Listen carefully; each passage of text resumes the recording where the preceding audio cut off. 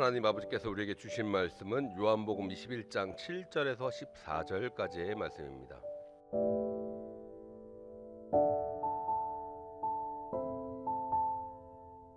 예수의 사랑하시는 그 제자가 베드로에게 이르되 주시라 하니 시몬 베드로가 벗고 있다가 주라 하는 말을 듣고 겉옷을 두른 후에 바다로 뛰어내리더라.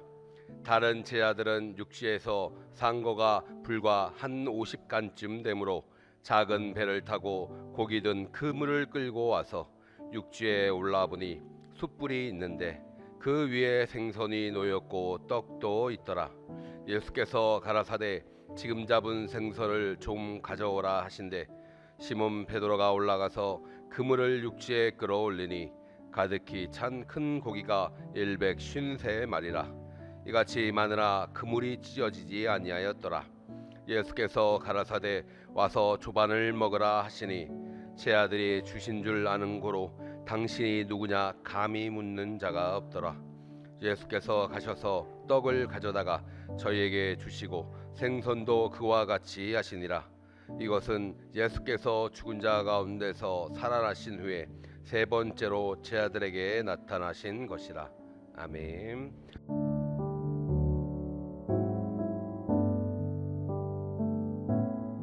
날씨가 추워지면서 생각나는 사건이 하나 있습니다. 그것은 베드로가 찬물로 뛰어들었다는 사실.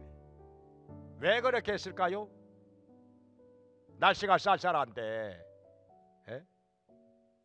그냥 물속에 안 들어갔을 때도 쌀쌀한데 왜 찬물로 뛰어들었을까? 이게 참 궁금하지요. 자, 무슨 사건인고 하니 예수님께서 죽은 자 가운데서 다시 살아나신 후에 제자들 앞에 여러 차례 나타나셨습니다.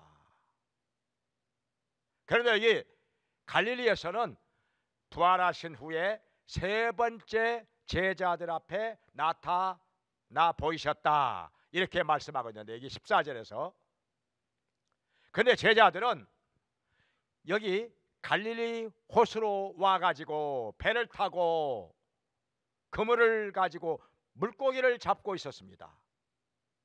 여기 나오는 제자들의 수가 7명이 나오는데요, 7명이서 그물을 내렸다가 올렸다가 내렸다가 올렸다가 밤을 새워가면서 이렇게 물고기를 잡았는데 물고기가 잡히지 않습니다. 왜 이 사람들이 밤에 물고기를 잡는 거 아니? 물고기는 밤에 더 많이 잡히니까.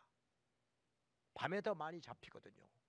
그래서 밤에 배를 타고 그물을 내려서 물고기를 많이 잡았던 것입니다. 그러면 여기서 우리가 또 궁금한 것이 뭐냐? 왜 제자들은, 예수님의 제자들은 여기 갈릴리 호수에 와서 배를 가지고 물고기를 잡았을까? 여러 가지로 생각하는 사람들이 많이 있습니다. 예수님께서 죽고 나니까 낙심이 돼가지고 옛날 직업으로 돌아갔을까? 과연 옛날 직업으로 돌아갔을까요?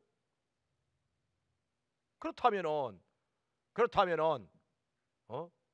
여기 예수님의 제자들이 11명이 다 왔는데 옛날 직업으로 돌아갔다면 다 올 필요가 없잖아요. 다 어부 출신이 아니기 때문에 어부 출신들만 여기 와서 물고기를 잡았어야 되는 거 아니겠습니까? 다른 직업을 가졌던 사람들은 다른 직업으로 돌아갔어야죠. 세리 마태 같은 사람은 세관으로 갔어야죠. 왜 여기 와요? 또 다른 직업을 가진 다른 제자들도 여러 명 있습니다. 그런데 왜 다 여기를 왔을까요? 그러니까 옛날 직업으로 돌아갔다, 이것부터 말이 안 맞습니다.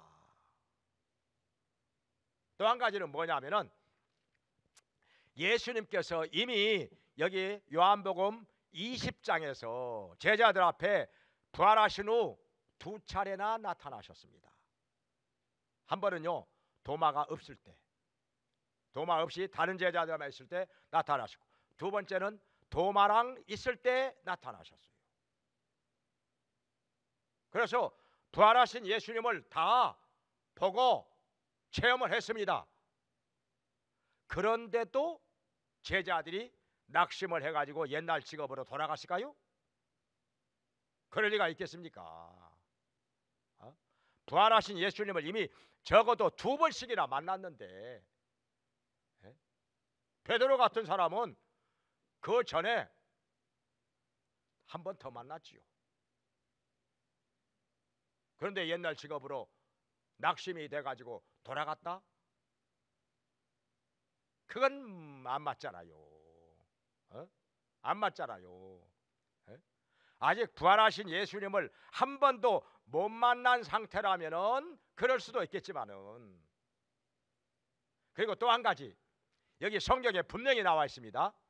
예수님, 여기 마가복음 14장 28절에서 예수님께서 십자가에 달려 죽으시기 전날 저녁에 제자들에게 말씀을 하십니다. 내가 잡혀가면은 너희들이 다 나를 버리고 도망가리라. 예수님 버리고 다 도망간다는 거예요, 제자들이. 그러니까 깜짝 놀란 사람이 하나 있었는데 베드로입니다. 내가 지금까지 예수님을 버리고 도망갈 생각을 해본 적이 한 번도 없는데, 의리로 살아온 사람인데, 내가 예수님을 버리고 도망간다? 왜 예수님은 나를 이렇게 보실까? 그래서 예수님께 말씀을 드립니다. 주님, 다 주님을 버리고 도망갈지라도 저는 주님과 함께 옥에도 가고 죽음에도 죽는데도 가겠나이다. 이 베드로만큼은 주님을 버리고 달아나지 않습니다. 도대체 예수님은 베드로를, 이 의리의 사나이 베드로를 어찌 보고 말씀을 그렇게 하시는지 베드로가 많이 섭섭했던 것 같습니다. 많이 섭섭했던 거죠. 예수님은 이 베드로를 잘못 보신 거 아닌가? 다른 사람들은 몰라도 이 베드로만큼은 주님을 버리고 도망갈 사람이 아닌데, 감옥에도 가고 주님과 함께 죽는데도 갈 사람인데, 그런데 예수님께서 베드로의 말을 들으시고 나서 네가 달기 2번 울기 전에 나를 3번 부인하리라 말씀을 하십니다. 세상에 예수님을 3번이나 부인할 거라는 거예요.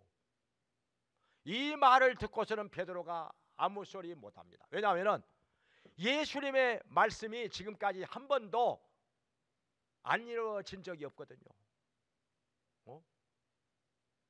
빗나간 적이 없거든요. 3년 동안이나 지금까지 예수님을 날마다 따라다녔지만은 예수님께서 말씀하신 것이 수백 가지 수천 가지가 단 한 번도 안 이루어진 적이 없거든요.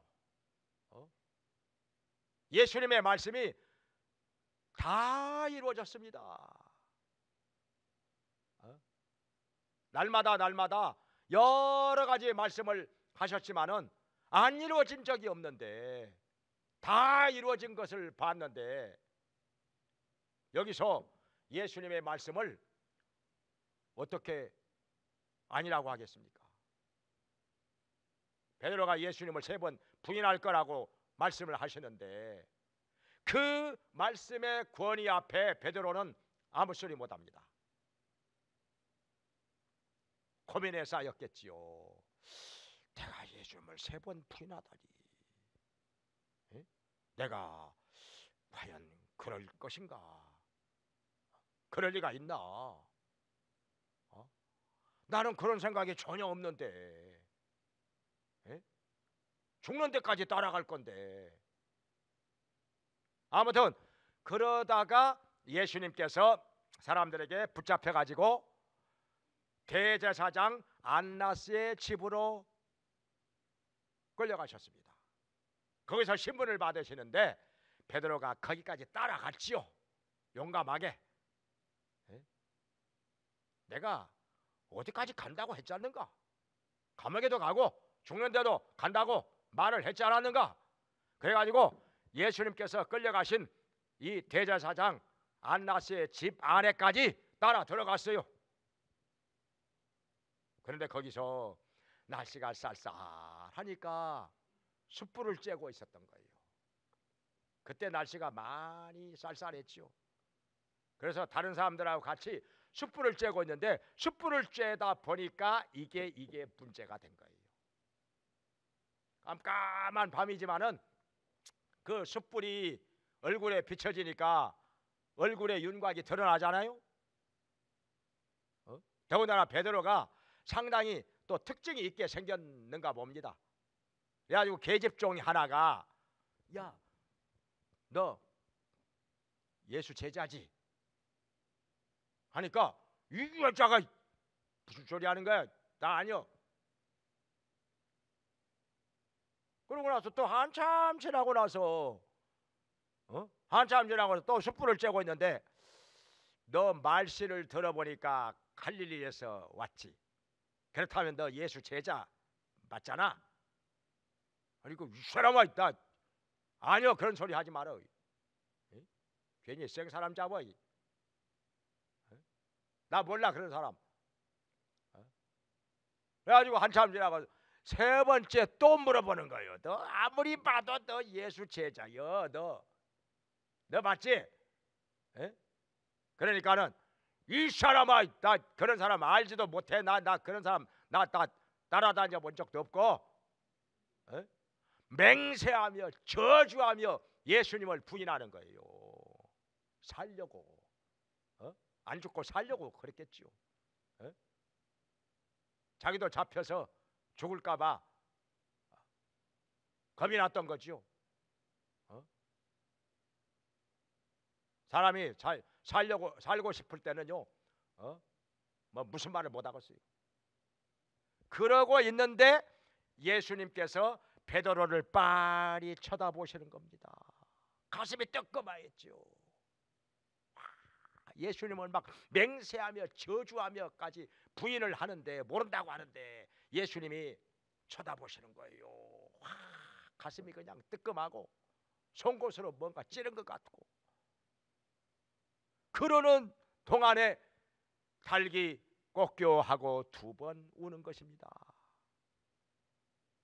아, 예수님의 말씀이 생각이 나. 달기 두 번 울기 전에 나를 세 번 부인하리라. 그 말씀이 생각이 나가지고 저쪽 모퉁이로 돌아가서 땅바닥에 털썩 주저앉아가지고 통곡하며 웁니다. 소리를 내면서 주님 죄송합니다. 주님께서 말씀하신 대로 제가 주님을 세 번이나 부인했습니다. 이 죄인 어찌하오리까? 이 죄인 어찌하오리까? 용서해달라고 얼마나 울고불고 회개하는지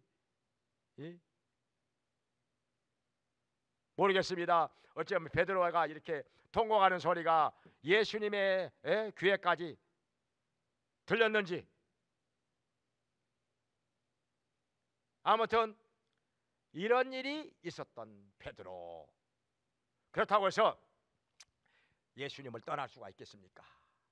그래도 항상 제자들 모인데 거기 있었고 예수님께서 부활하신 후에도 무덤에 제일 먼저 찾아갔고 그렇지만은 아직까지 예수님하고 단 한 번도 무슨 대화가 없었습니다. 이 아무 소리 안 하실 때가 이게 제일 힘든 거예요. 이게 너무나도 괴로운 거지요. 얼굴도 똑바로 못 쳐다보고 죄를 지었으니까. 그러던 중에 여기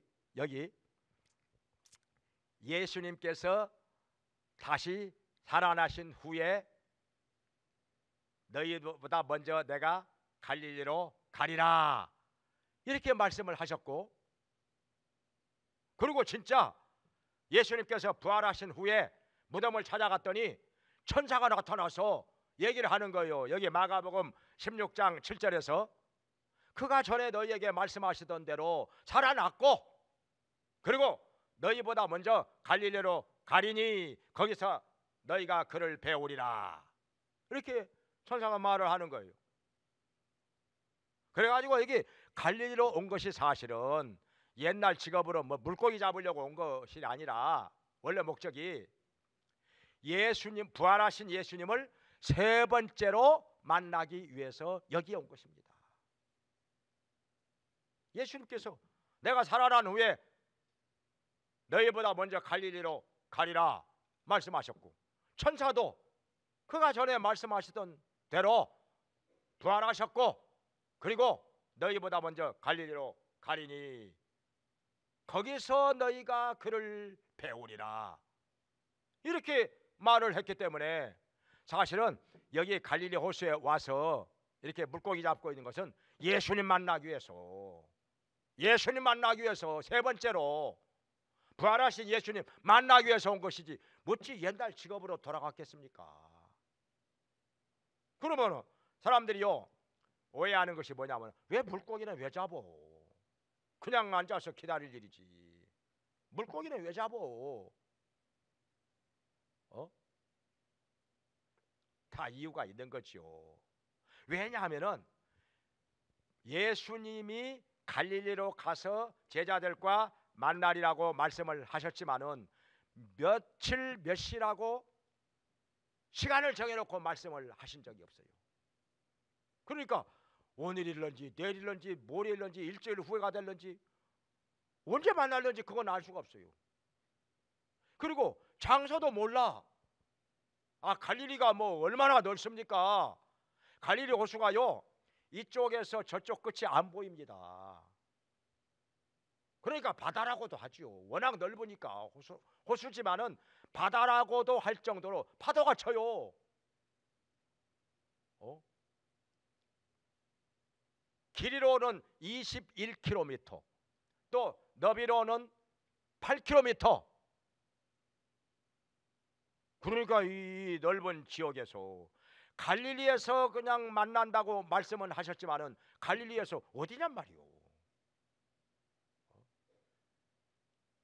그러니까 뭐 마냥 그냥 가만히 앉아서 기다리자니 너무너무 심심하기도 하고 너무 좀 기다리는 시간이 길게 느껴지기도 하고, 그래서 배도 출출한데 옛날 물고기 잡던 경험도 있고 실력도 있고, 야 배도 있고 그물도 있고 물고기나 잡자 이런 거잖아요. 또 물고기 잡는 것이 얼마나 재밌습니까? 낚시 좋아하시는 분들, 저는 전에 이해를 잘 못했어요. 뭐 저렇게 시간이 많아가지고 말이요, 뭐 이렇게 시간이 많아가지고 저렇게 몇 시간씩 저렇게 낚싯줄을 물에다 담가놓고 저렇게 기다릴까? 물고기를 잡으면 뭐 얼마나 잡는다고? 저렇게 시간이 많아. 그랬었는데 한 번은요 제가 오래전에 그때 신갈에서 교회를 나오시는 분이 계셨는데 신발 갔죠. 신발 갔더니 마침 이사를 하려고 하는데 남편이 이렇게 오더니 낚시하러 간다고 그냥 알아서 이사 잘 하라고 그러고 그냥 낚시하러 가버리더라고. 참 놀랐어요 저는요. 어떻게 여자한테 이사 다 하라고 해놓고 남편은 그냥 낚시한다고 가버리는 거예요. 그 당시만 해도 포장이사가 별로 많지 않았어요. 웬만한 것은요 짐 다 꾸려가지고 다 들어서 날르고 그러던 시절이라. 그런데도 여자한테 이사 다 맡겨놓고 남편은 낚시하러 가는 거예요. 도대체 낚시가 얼마나 좋으면은 미쳐도 저렇게 미칠까? 그런데 제가 한번은 다른 목사님들하고 같이 서해 바다에서 배를 빌려 가지고 낚시를 해보니까 그때 이제 이해가 되더라고. 팔뚝만한 것이 그냥 덜렁덜렁 따라 올라오는데 한 번은요 낚시를 당기니까 무거워요. 아주 무거워요. 뭐 바위에 걸렸나 해가지고 당겨보니까 따라 올라와. 근데 보니까 팔뚝만한 것이 두 마리가 따라 올라와 한꺼번에. 얼마나 통쾌하고 좋은지. 예? 많이 잡았지요. 제가요 손의 감각은 예민하니까 많이 잡았죠.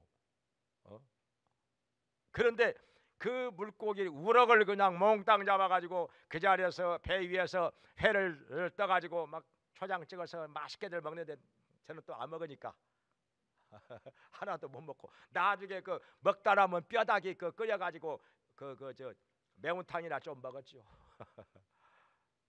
아무튼 이렇게 재미가 있는 것이구나.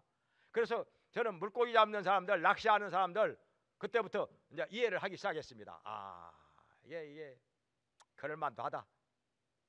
그래서 이게 제자들이 지금 예수님을 기다리는데 몇 시라고도 뭐 시간이 정해져 있는 것도 아니고 장소가 정해져 있는 것도 아니고 그냥 갈릴리에서 너희를 만나리라 이렇게 말씀을 하셨기 때문에 예수님을 기다리면서 심심하니까 배도 출출하고 또 재미도 있고 그래서 여기 7명의 제자들이 배 위에 올라가서 그물을 내렸다 올렸다 하면서 물고기를 잡는 거 이게 그럴만도 하다.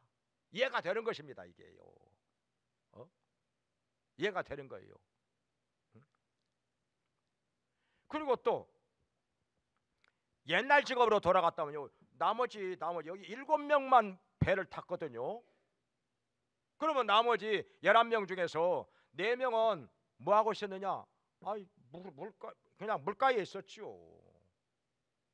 배 안 타고 물가에 있었다는 얘기죠. 그러니까 옛날 직업으로 돌아갔다는 말은 여러 가지 면에서 전혀 안 맞는 말이고 부활하신 예수님을 세 번째로 만나기 위해서 갈릴리로 와가지고 기다리면서 심심하니까 여기 배를 타고 물고기를 잡고 있었다 하는 것입니다. 이게 맞는 거죠. 성경에 그렇게 나와 있는데 뭐. 자, 그런데 웬일인지 물고기가 안 잡힙니다. 밤새워서 그물을 내렸다 올렸다 내렸다 올렸다 내렸다 올렸다 하는데 물고기가 안 잡힙니다. 이런 적이 없었는데 별로. 물고기 잡는 거라면은 경험이 많은 사람들인데 도대체 이해가 안 가는 거예요. 왜 이렇게 안 잡혀? 그러다가 이제 먼 동이 터옵니다. 점점 날이 밝아오는데 저 호숫가에서 누군가가 말을 합니다. 얘들아, 너희들 잡은 것이 있느냐? 예, 아무것도 없습니다. 그러니까 오른편에다가 그물을 내려라 이렇게 말하니까 그냥 그 사람이 말하는 사람이 누군지도 모르고 그냥 엉겁결에 오른편에다가 그물을 첨버덩하고 내렸더니 그물이 묵직합니다. 끌어올려 봤더니 그물 안에 물고기가 가득히 잡혔습니다. 엄청나게 많이 잡혔습니다. 하얀 물고기가 그냥 그물 안에서 파닥파닥 엄청나게 많이 잡혔어요. 그러고 있는데 옆에 있던 요한이 베드로 형, 예수님이야. 그러는 거예요. 요한이. 그러니까 요한이 나이가 제일 어려. 그래가지고 아마 시력이 제일 좋았는지 아니면은 육신적으로 예수님하고는 요한하고는 사촌 아닙니까? 이종 사촌. 그리고 예수님을 누구보다 더 가까이 친근하게 대하였던 사람이 요한인지라 예수님을 제일 먼저 알아본 거예요. 그 얘기를 듣자마자 베드로가 우통을 벗고 있다가 겉옷을 걸치고서 물속으로 첨벙 뛰어 내립니다. 이게 웬일입니까 이거? 날씨도 쌀쌀한데 더군다나 물속에 들어가면 더 춥지 않겠어요? 거기다가 겉옷을 둘러 입고 도대체 왜 그렇게 했을까요? 이 쌀쌀한 날씨에 겉옷을 둘러 입은 채 왜 물속으로 찬물로 뛰어들었을까? 이것을 이해하려면요 베드로의 입장에서 한번 생각을 해봐야 됩니다. 도대체 무슨 일이 있었을까요? 베드로가 예수님 십자가에 달려 죽으시기 전날 밤에 예수님을 따라갔다가 안나스의 법정에도 안나스의 집에도 따라갔고 대제사장 가야바의 집에도 따라갔죠. 거기서 예수님을 3번이나 부인합니다. 예수님과 얼굴이 마주쳤습니다. 예수님께서 다 들으셨다는 거지요. 다 보셨다는 거지요.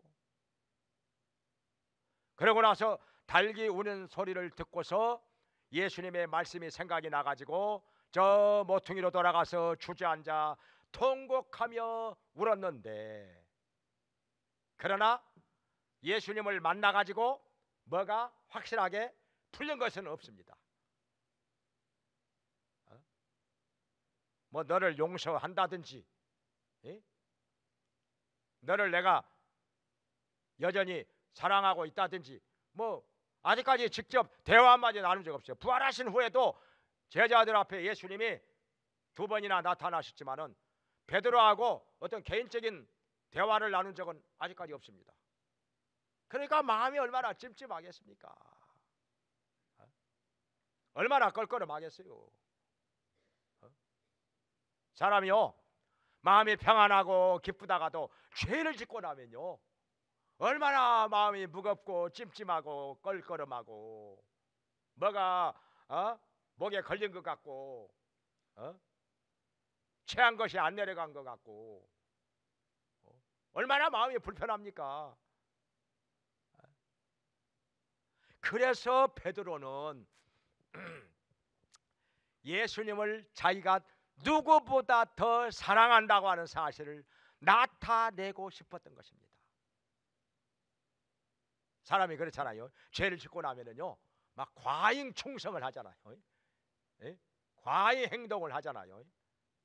다 잘하고 싶고 내가 이렇게 당신을 사랑하고 있다 속지 않은 마음으로, 또 심리적으로는 자기 학대를 하는 면도 있죠.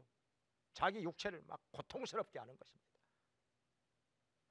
그러니까 회개할 때 보면은요 어떤 사람 막 가슴을 막 치지요. 가슴을 막 주먹으로 치면서 어떤 사람은 그러다 가슴이 멍들었다는 사람도 있어요. 어떤 사람은요 그냥 바닥에다가 무릎 꿇고서 바닥에다가 이마를 콩콩콩콩 찧어 박아가면서 그러니까 저도 그랬어요. 처음에 회개할 때 이마를 갖다가 마룻바닥에다가 막 콩콩 박아가면서 이 죄인 용서해 달라고 얼마나 회개했는지. 보니까요 중국 사람들이 이마를 갖다가 땅바닥에다 찧어 박는 그런 걸 많이 하더라고. 중국 사람들은요 불쌍하게 보이려고. 전에 중국에 가서 그 할빈역에 가서 기차를 기다리고 있는데 막 여기 좀 소년들이 와가지고 막 구걸을 하는 거예요. 돈 달라고. 막 한두 명이 아니요 여러 명이. 근데 어떻게 하냐면요 땅바닥에다가 이마를 콩콩콩콩 찧어 박아가면서 돈 달라고 그래. 진짜 마음 괴로워요. 이거 안 주면 그냥 줄 때까지 그냥 자기 이마를 갖다가 땅바닥에다가 찧어 박는 거예요. 그냥 자기 몸을 괴롭히는 거죠. 학대를 하는 거죠. 근데 베드로의 심리가 이렇다 이 말이요. 지금 예수님을 3번이나 부인하고 나서 예수님께로부터 용서한다는 말을 한 번도 못 들었는지라. 부활하신 후에도 몇 번 만나 뵙기는 했지만은 아무런 대화가 없었으니까 이게 마음에 찜찜한 것이 아직도 남아 있어요. 뭐가 목에 걸려 있는 거예요. 그래서 내가 누구보다도 예수님을 더 사랑하는 사람이라는 것을 나타내 보여주고 싶었던 거죠. 그래서 겉옷을 둘러 입은 채 찬물로 뛰어들어 가지고 수영을 해서 예수님 계신 곳으로 갔던 것입니다. 그래 봤자 다른 제자들은 배를 탄 채로 노를 저어서 예수님 계신 곳으로 역시 왔지요. 근데 베드로가 수영을 아무리 잘한다고 해도 배보다 빨라 봐야 뭐 얼마나 빠르겠습니까? 노를 저어 가지고 다른 제자들은 그렇게 예수님께로 왔는데 빨리 가기 위해서 그런 건 아닐 거예요. 뭐 빨라 봐야 뭐 얼마나 빠르겠습니까? 한 가지 이거지요. 예수님을 자기가 누구보다 더 사랑한다는 사실을 예수님께 보여주고 싶어서, 그래가지고 자기 죄를 용서받고 싶어서 그랬던 것이죠. 이 찬송이 생각이 나죠. 내 주여 이 죄인이 이 죄인도 용서받을 수 있나요? 그런 찬송 많이 불렀지요. 얼마나 많이 울었습니까? 그 찬송 부르면서 내 주여 이 죄인도 용서받을 수 있나요? 하면서 얼마나 울었어요. 지금 베드로가 그런 심정이라. 그래서 그렇게 했더니 마침 와보니까 예수님께서 숯불을 피워놓고 숯불 위에다가 생선도 올려놓고 떡도 굽고 조반을 준비하고 계셨던 것입니다. 배가 많이 고팠는데 밤새워 그물질 하느라고 얼마나 피곤하고 힘들고 배가 고팠겠습니까? 한참 젊은 사람들이. 예수님께서 말씀하십니다. 물고기 잡은 거 더 가져와라 하니까 제일 먼저 뛰어간 사람이 누구요? 베드로였지요. 제일 먼저 뛰어갑니다. 그물로. 그래가지고 그물 안에 있는 물고기 세보니까 큰 것만 해서 153마리. 근데 이 153이라는 숫자 가지고 어떤 사람은 뭐 100에다가 뭐 33을 더해가지고 뭐 무슨 뜻이다 막 해석들을 하는데 이건 뭐 끝이 없는 일이에요. 어떤 사람은 마가다락방에 제자들이 120명이 모였고 또 예수님이 33년 동안 사셨으니까 그거 합쳐가지고 153이라는 숫자가 나온다. 근데 억지로 꽤 맞추기로 하면은요 무슨 얘기를 못 하겠어요. 여러 가지 말들이 만들어 나올 수가 있겠지요. 근데 그건 올바른 해석이 아니고 다 인간이 다 그 만들어내는 얘기고, 여기 153이라는 숫자가 왜 나왔느냐면은 많이 잡았다는 거죠. 많이 잡았다는 거예요. 아주 그냥 기록에 가까울 정도로 많이 잡았다는 거죠. 그것도 손바닥만한 고기가. 평소에 그물질 한 번 해가지고 20마리 30마리 정도만 그물 안에 들어있어도 많이 잡은 거죠. 그런데 한 번 그물질 해가지고 153마리가 잡혔으니 얼마나 많이 잡힌 거예요. 엄청난 거죠. 그걸 숫자로 나타낸 것이지 뭐 153이라는 숫자 가지고 뭐 무슨 다른 얘기 하려고 그런 게 아니라 많이 잡았다는 얘기예요. 그냥. 근데요 여기서 그 잡혀 있는 그 손바닥만한 물고기가요 베드로 고기라고 이름이 붙었어요. 그 성주순례 갔을 때 그 갈릴리 호수 위에서 배를 타고 이렇게 쭉 가면서 선상에서 예배를 드리는데 얼마나 좋았는지 몰라요. 찬송하면서 막 얼마나 그 갈릴리 호수 위에서 배를 타고 예배를 드리는 거, 그 기분 여러분 상상이 되십니까? 얼마나 갈릴리 해변에서 막 이렇게 얼마나 좋았는지. 예? 그러고 나서 이제 육지로 와가지고 다시 점심을 먹는데 점심 식사 시간에 그 손바닥만한 베드로 고기가 찜을 해가지고 나왔어요.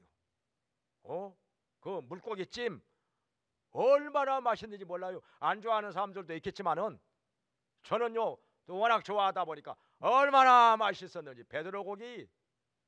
예?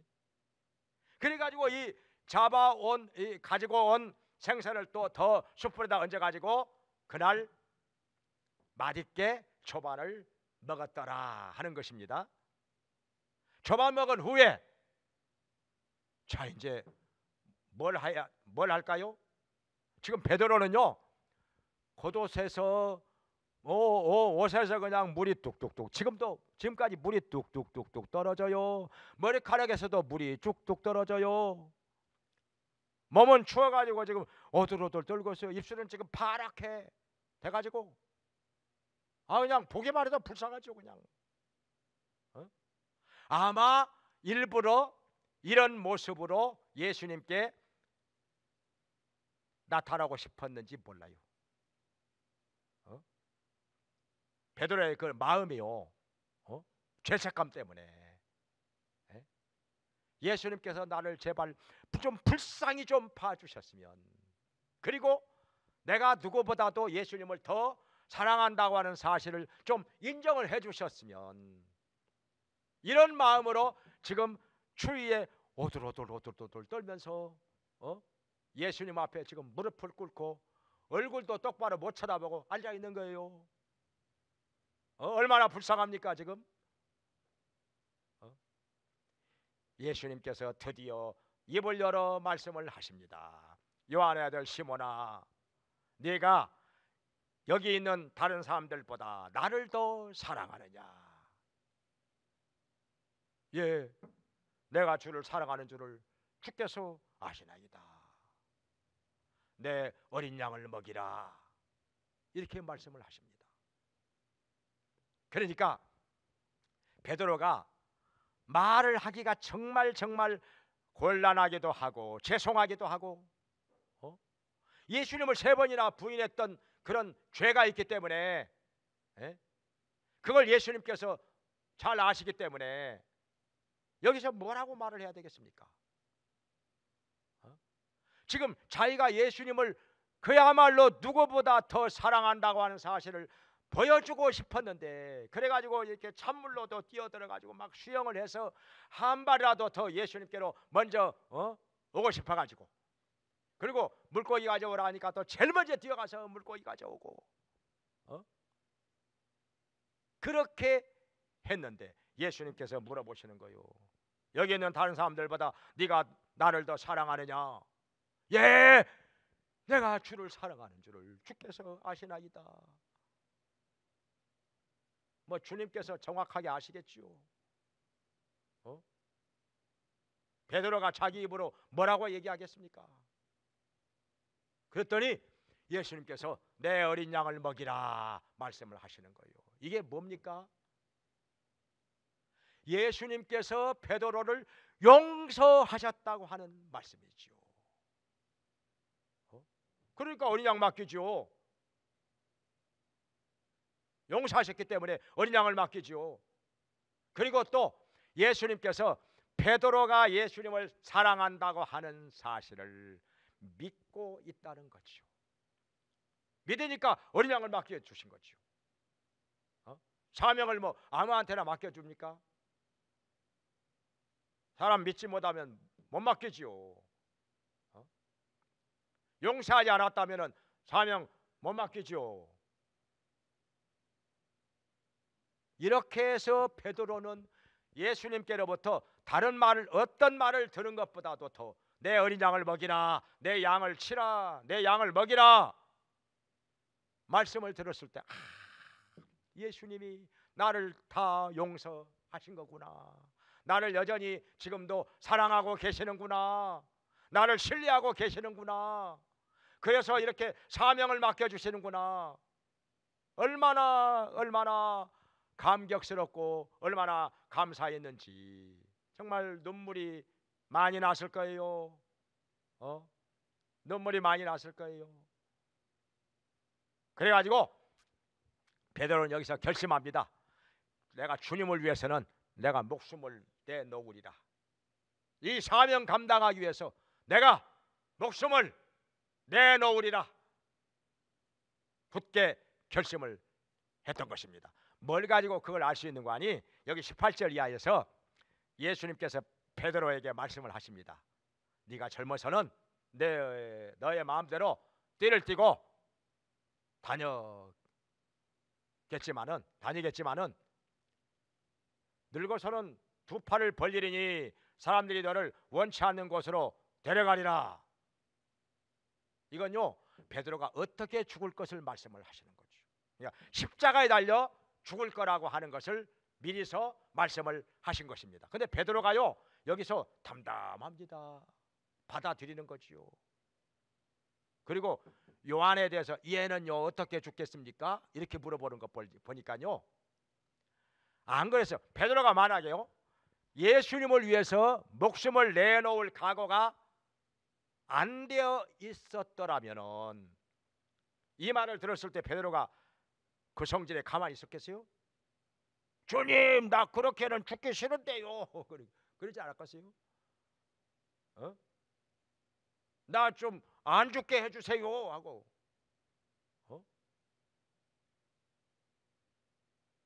베드로가 성격에 그 마음에 있는 얘기를 담아놓고 안 하는 사람은 아니잖아요.